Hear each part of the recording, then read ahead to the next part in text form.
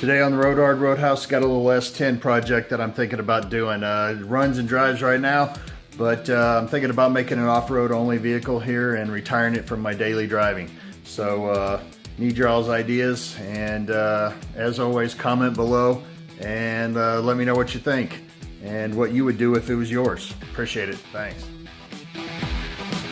Getting ready to retire my little GMC Sonoma from daily driving. It's got almost 310,000 miles on it, and I'd like it to become a more of an off-road only type vehicle.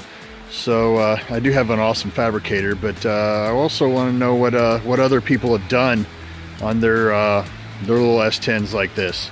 The reason why you know, it still drives great at 310,000 miles.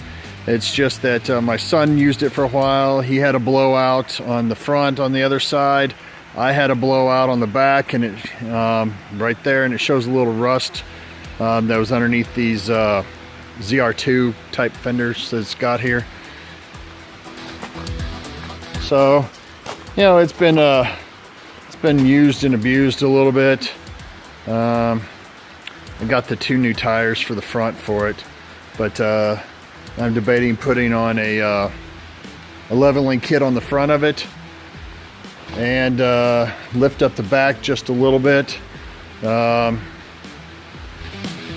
using it out at the Southwest Missouri Off-Road Ranch. But I need to do some more stuff to it as far as that goes.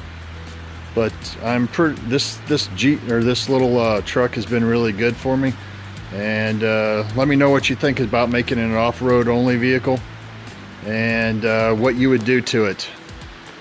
And appreciate it. And as always, you gotta ride her hard. Don't put her up wet.